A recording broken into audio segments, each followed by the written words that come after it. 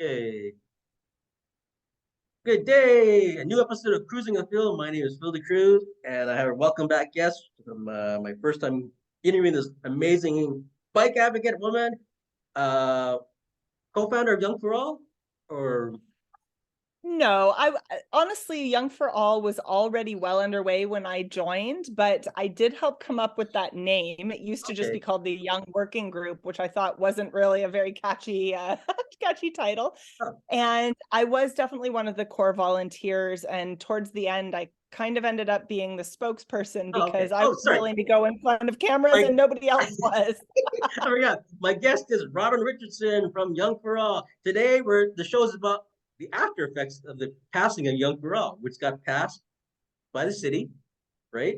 And Yes. now it's great. So people are asking me, how does it feel to get it passed? What's your reaction? How does it feel inside? So they want to talk, want to pick your brain. They know how you feel, Robin Richardson, about getting it all passed, all the deputations, all the fighting you guys did, all the sacrifice on your time, not paid on your time to get it all done. How do you feel? Sure. Well, listen, Phil, I'll tell you, it's easy to feel good about all the time and effort that we put in when we achieved the result that we wanted. If we had not won our campaign, this might be a very different answer. But Yeah. we were thrilled because not only did the Midtown Yonge Complete Street pass the Infrastructure and Environment Committee with a unanimous support, but we also enjoyed very strong support when it went to the full council. Forgive me, it's been a couple of months and a lot has happened, but I believe we had 20 councillors vote in favor of keeping it permanently and only I, 4 I dissenting. know who the nays are against. I know who they are. The ones that Yes, didn't well, want we it. Yeah. won't dwell on that, Yeah, yeah. Phil. But the positive things, yeah. It But got a it's important, yeah. it's really important to acknowledge that this had support from all over the city in both senses, both individual people who came to our events, who signed our petition, who shared our message, and also the councillors from all over the city, especially some of the newer councillors who have open minds. A lot of Yes. them are younger and are looking at a future that they want to be more inclusive, safer, and gentler on the environment. Great. So we were just really thrilled that that message came across, that the deep support from the local area, but also the broad support from across the city, feels wonderful. And I think that what I'm proudest of about the campaign is that we kept a very positive approach.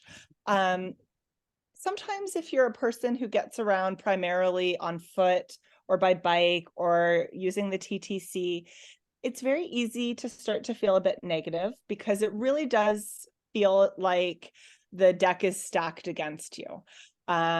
It's more challenging to get around those ways because the city is still overwhelmingly designed for people who drive Yeah. individual cars.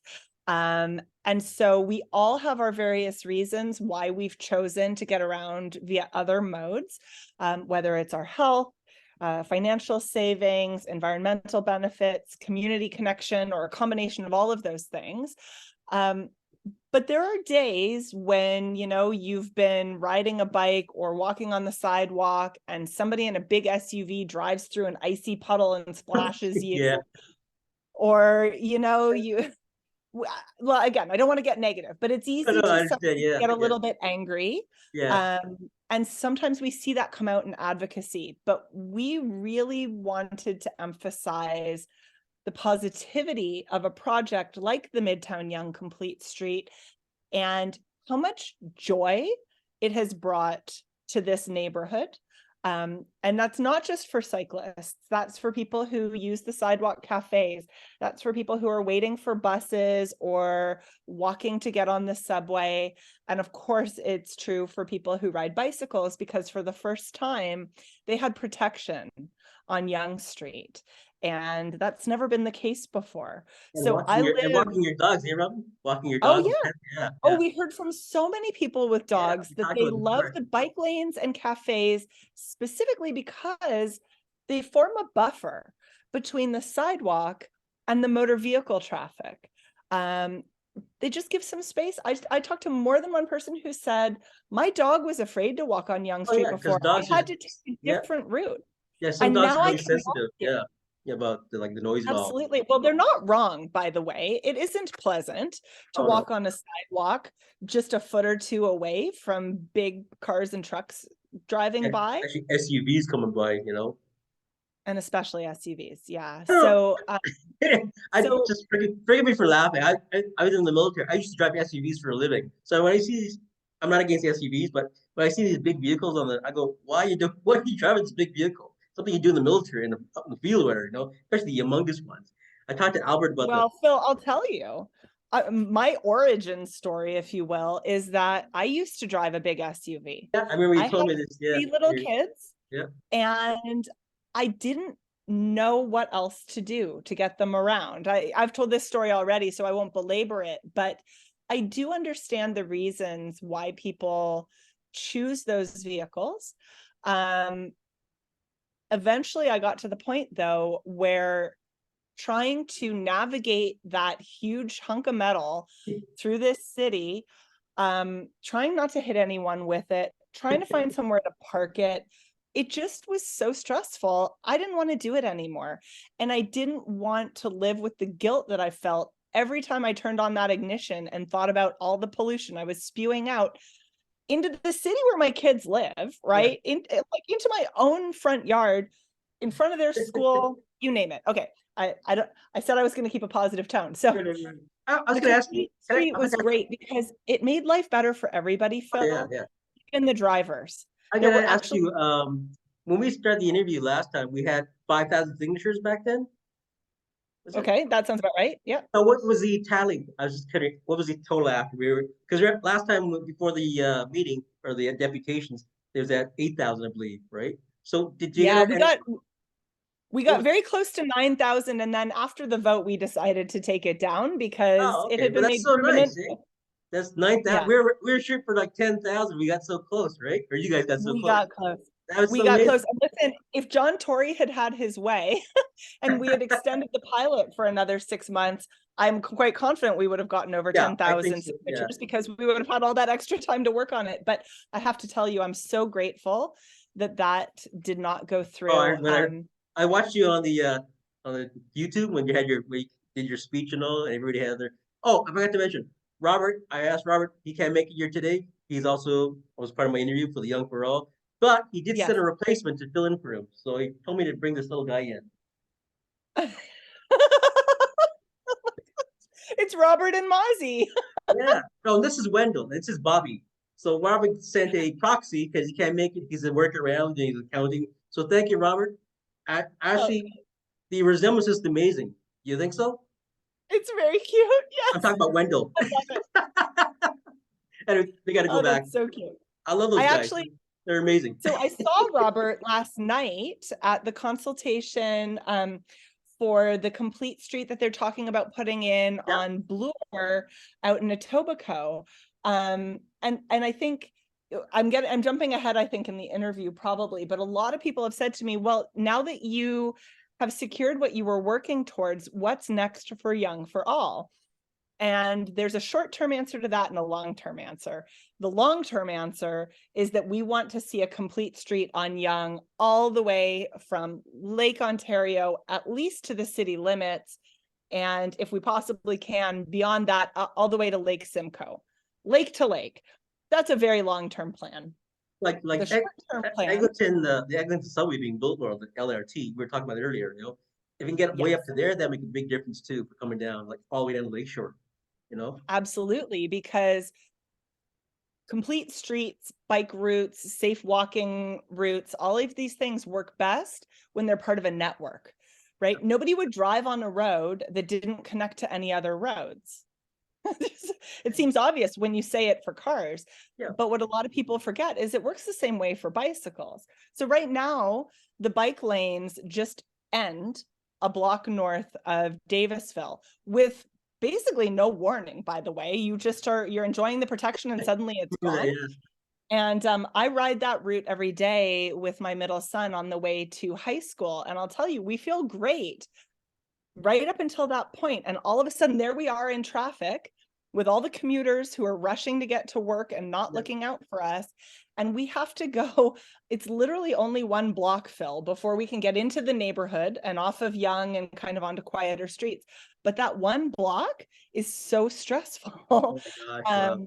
And it would make an enormous difference. My son's high school is right by Eglinton. So if we could take Yonge all the way to Eglinton and connect with the cycle tracks there, and then go across Eglinton to Mount Pleasant, he'd basically be at the front door of his high school. Oh, perfect, yeah. Yeah, so we absolutely want to see that happen. And we are going to be working with Josh Matlow and other nearby counselors, Mike Cole, on making that a reality. Yonge4All is taking a little bit of a break on the Yonge project, as are the counselors, because of the mayoral election that's happening right now. And we won't talk a lot about that because we don't want any conflicts of interest. But we are sort of biding our time to see how that goes, because we will want to work with whoever is the new mayor.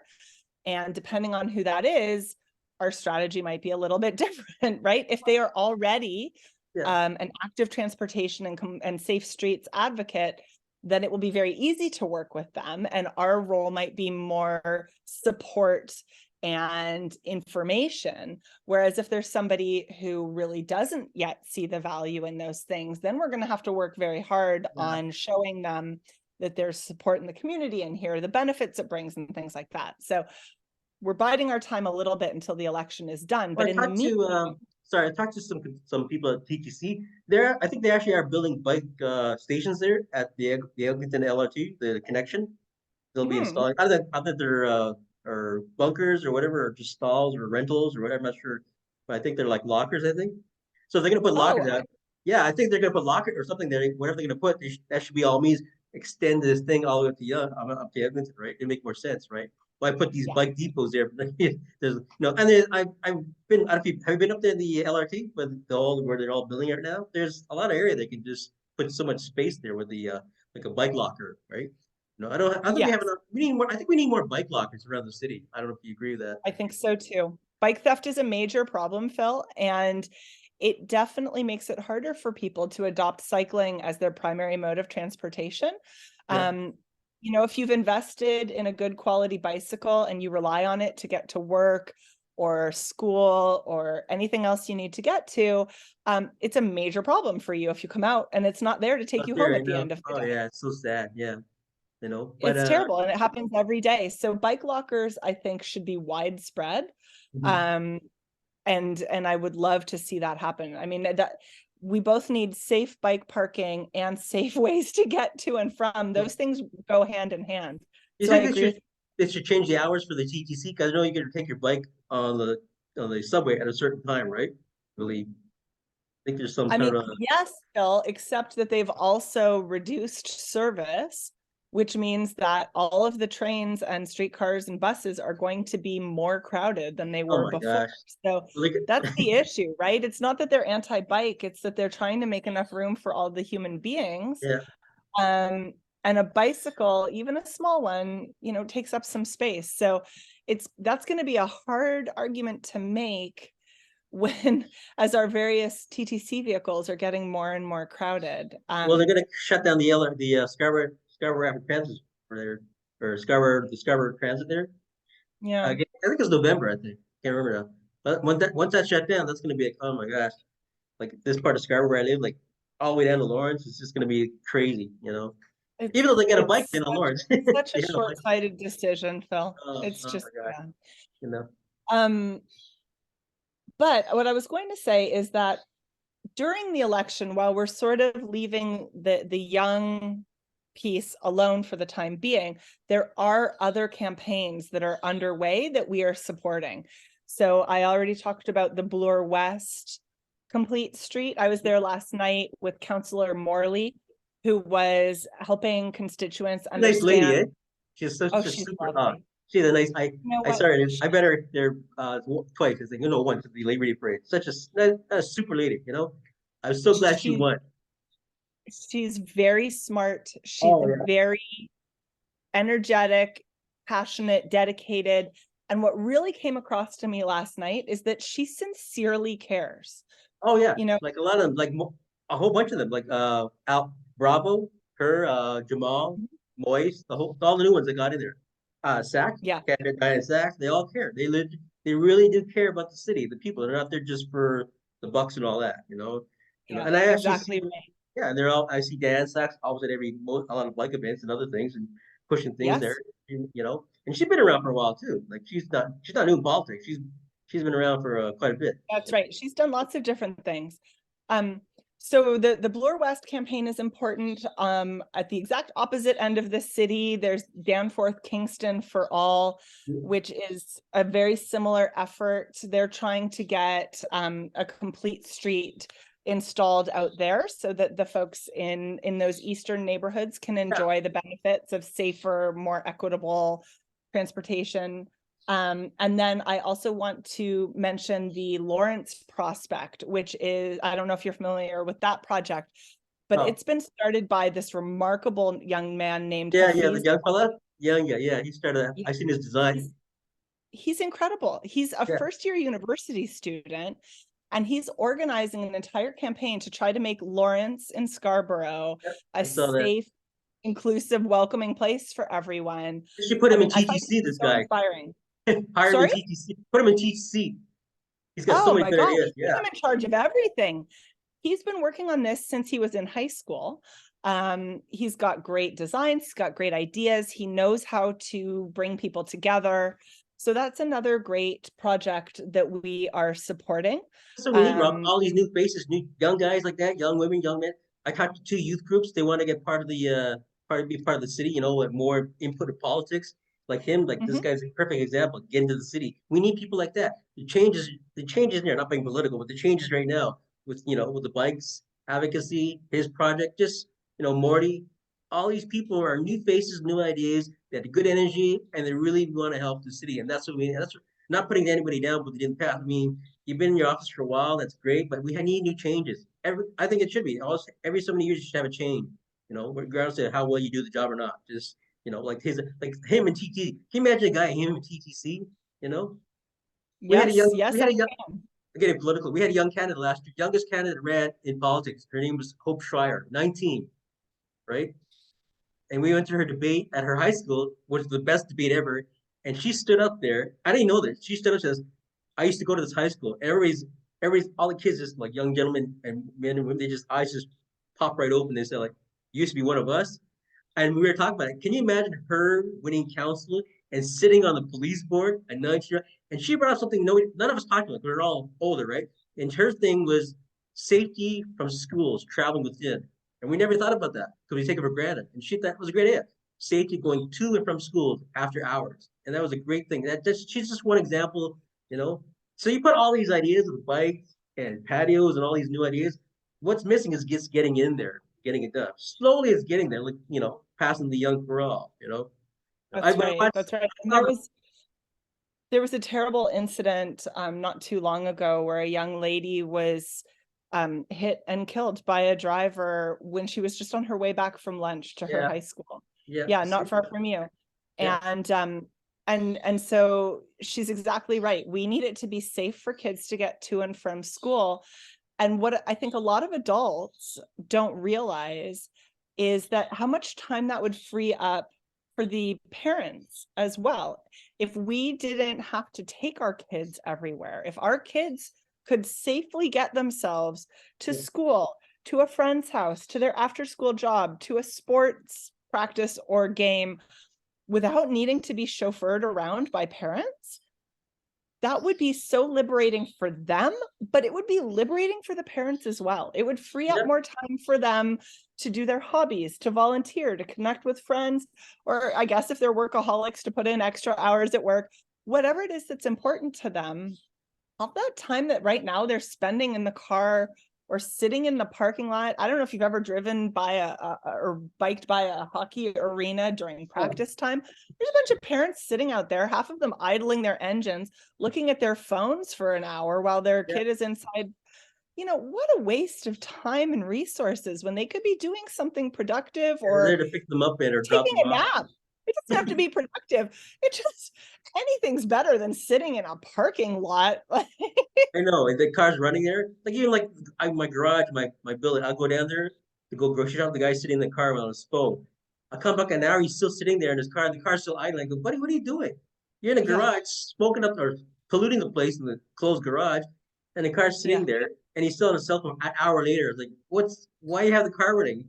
I don't get I it. don't know why people do that, Phil. I truly don't. I've got a neighbor that does that all the time. She comes and just sits in her driveway with the engine running for, half an hour while she yammers away on the phone. And listen, I can yammer with the best of them, but I don't do it with my engine My running. God, I guess you can afford the gas, I guess. Well, yeah, that would be one solution, is to increase the price of gas, but Oh my that's God. out that's out of my scope.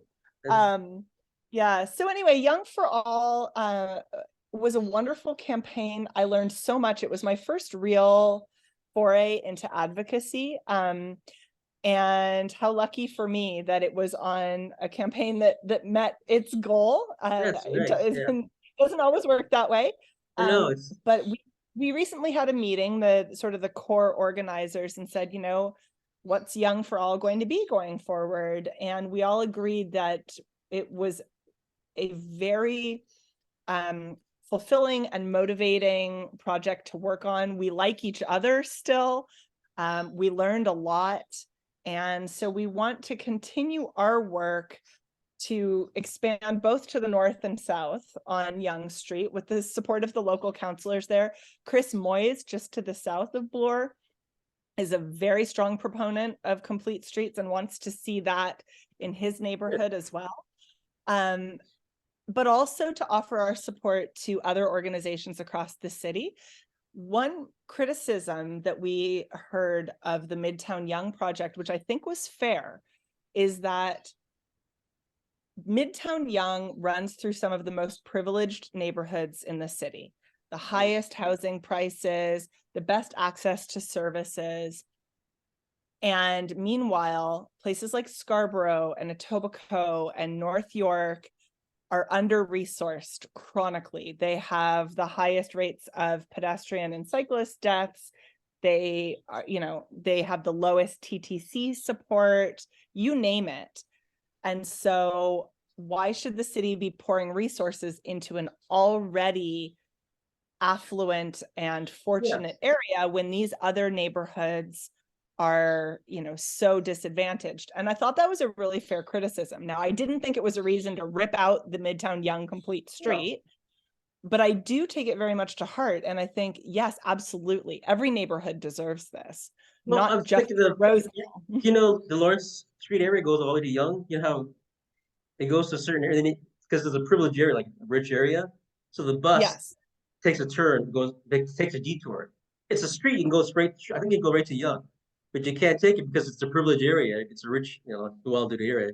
So the bus actually it goes up to a certain point, and there's this rich area, and then you got to go left. I think it's left or right. Take an alter to get back onto the Lawrence there. Yeah, it's kind of the way they design Well, it. okay. Yeah, I mean, that's the way the street is built. You Yeah, actually can't drive on Lawrence past yeah, Bayview. There's a ravine. yeah. I mean, I hear you on the privilege, yes, because the bridle path is some of the most expensive real estate in the entire city. But that's how the road is designed. You couldn't do that on a car or a bike Yeah. either. I'm here to tell you. But yeah, I mean, to your point, Lawrence is an interesting street because yes, it runs through some of the wealthiest, literally Lawrence Park, Yeah, yeah. right? Some of the wealthiest neighborhoods, and also some of the more No, low income. I always feel when I drive there, I gotta raise my nose a little higher. Then when I get out of the air, I can lower it down. Oh, so much holding that nose up. Sorry. Nothing introducible. That's so funny. I was Anyway, gonna ask you, what was the time period from the time you started the Yonge4All project to the conclusion of getting it passed? What was it? How many years or how long was the time period? well, I mean, it depends on how you define it, Phil. So Yonge4All under that name worked for about 9 months. 9 months? However, Yonge4All was built on a very strong foundation. I referenced earlier the Young Working Group that had been working for years, I think the better part of a decade, to try to even introduce this idea that there should be better walking and transit and any kind of bike infrastructure on Yonge. And for a long time, it was just a no-go. Nobody was interested in changing Yonge Street. It was sort of held as this car first, almost like a highway. Yeah. And there was no appetite among even the local councilors to touch Yonge. And the pandemic really gave us an opportunity to look at things differently. And the active TO program, which had so much potential, and it breaks my heart that almost none of it was retained. I'm sure you remember in its earliest iterations, it included not only the Midtown Yonge Complete Street, but weekly shutdowns of major parts of the highway system, right? The lake shore and some other parts were shut down completely so that people could walk, rollerblade, jog, bike, you name it, which brought people together in such a beautiful way. But there were also slow streets that were created all through our neighborhoods, just with quick temporary measures like cones and caution tape and whatever materials they had to hand, just to give people more space to get around under their own power. And it was so beautiful. And then as soon as the pandemic started to be a little bit more under control, the city took all that away again. Yeah, I And it know. was, Yeah. now it's almost all gone. And Yeah. really the only vestiges are the University bike lane, which was made permanent, some of the Bloor extension that was made permanent, and the Midtown Yonge Complete Street. So again, I don't want to be negative. I'm very grateful for those. I do wish we had held on to more of active TO though. But I think if so the cars, they can we make it negotiable? Like Lakeshore's got 3 lanes already, right? On both sides, for a certain way. Like, I was looking at the maps earlier last year. I was like, why can't we just negotiate? It has just have to just bikes or cars. Why can't we have both like other cities, right? We can do it, instead of just driving Yes. on the sidewalk, when it can be done. It's just a case of like we talked about with Robert and also Albert, the bike culture, not just bike culture, but just change the attitude, from like I said, we're still a car city driving, the whole Gardner thing going up, no, or staying up, whatever, we talked about that. Oh Just yeah. unless I think like Montreal, like seeing the change, once we get past that hurdle of acceptance, and then, well, like I said, people like you promoting bikes and other Robert, everybody like these advocates are fighting for livability in the city, which is slowly happening. It just frustrates me that you have to keep fighting for it. Like I said, whoever the mayor will be, to just make it complete. Say, listen, just make every bike lane complete, every every connection, like every connection, just none of these cutoffs, like I said, like Davisville, yeah, that's it. Make it complete everywhere. Just make it all horizontal, vertical, like the whole whatever they got laid out. Bells and Kingston, the Midtown, the Yonge4All, all those projects, Mississauga, Etobicoke, and all that. Just make it done. Put the money in, invest in it, complete it instead of like I'm not saying wasting your time, but just saying it just kills when I see people like yourself going for deputations, taking time out of your hours, even your work or not. Like Robert works, he took time off to go do the deputation, and you gotta wait for your time to get up there and just I'm watching the whole thing on YouTube. I go like, just frustrates me, and I see people taking advantage. I just say people taking advantage of their advocacy and their volunteering to make it better for the city. Council. These people are sitting there, they're volunteering, they're not paid. You're paid to sit there. They're not paid, and they're on their own time, not counting the time they're spending in parks, promoting it, talking about like 9 months, and then get up there and you just try to deter them, and it should be done. Complete it. Not going to take your fight away, but just say complete it, get it all done, and just let's move on. Let's move on. Phil, Seriously. nothing would please me more. Listen, I have plenty of other things I could devote my I know, I energies. know. I would Like your never bike, be bored. like your battery, your battery backup. Yeah, absolutely. I mean, I agree with you completely. So I was happy to give my time and my energy. I got a lot out of it personally. I learned and grew as a person. I made new friends. There was a lot that I got selfishly from this Definitely. campaign, but the pace is too slow. It is, And we yeah. are never going to make the changes that global warming necessitates, that Vision Zero necessitates, that a more equitable city requires if we're going at this pace. We're just not going to get there. Well, We I talked to don't Albert have about, sorry, I talked time to to dally. Albert about, yeah, I talked to Albert about, sorry, to interrupt you. Albert, I have my interview. I said, I know the surveys are necessary and the deputation, but I said, if it's really successful in one area, which starts off slow like a Danforth, it's been successful, it's been proven, less accidents.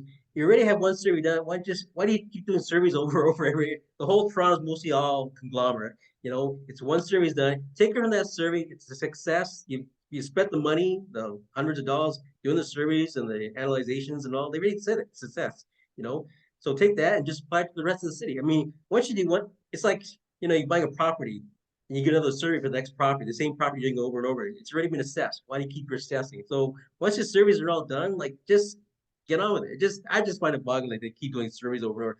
I know Albert says it's necessary, and I to agree, I agree with that, but I just say is it necessary? It's already been done. It's been passed, right? So I got two more Yeah. minutes, 2 and 45 minutes left. Ramble on. I mean, so Phil, what I will say is I think it's important to get community feedback, but Yeah, I don't think the question should ever be, should we do this? The question is, we're doing this. yeah, How can we make it work best for as many people as possible? So we are going to have a complete street here. What elements would you like to see? yeah, That's the way the question should be framed. So this event last night, there were two kinds of people there. There were people who thought, great, a complete street. Here's what I would like it to include. I like this aspect. This part's problematic. Here's a suggestion. That was one kind of person. The other kind of person said, I hate this. You can't take away my parking place and my driving lane. yeah, No constructive feedback from that second kind of person. yeah. I know. Just no, just anger, just totally irrational I refusal know. It's to unfortunately like that. listen Like to that. Yeah, logic, to consider with empathy. And it's disheartening to I know. face that, Phil, but I really do believe that those people are in the minority. They are Yeah, loud and they yeah. tend to have a lot of time on their hands. You've probably I'm seen it like not to me. be ageist at all, because we have a lot of people who supported and worked on our campaign Yeah, who I are saw the older, thing there. but Oh, they Robin, do tend to be retired folks. I'm gonna cut you off there. Got 1 minute left before I get cut off there. Sorry to cut you off. We can do it again another time. We got Okay, one more minute left. I know we can go on about different things. I know you other people, but I got 1 minute left. So I just want to say thank you for coming back on the show. We'll do it again. Got 1 minute left. Do you want to say anything before I get cut off? Say goodbye to you. Got 1 minute left. I will just say complete streets are better for everybody, Phil. Even drivers, they make it safer, they make it more pleasant, they make everybody feel at home in their own communities.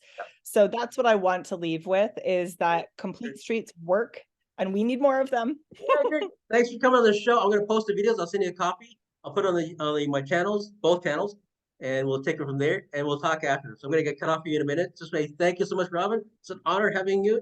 You're an inspiration for me and the people out there gonna watch this. I hope they get on their bikes, pro bike everywhere. You I know. hope they do too, Phil. Thank Thanks you. so much. Thanks for taking the time. I know you're a busy lady with your 3 kids. Get those kids working. You know. Okay, I will. I know. Thanks a lot, Robert. And I'll send you the Thanks, video. Phil. Okay. Okay. Good. And nice talking to you. I'll end that now there.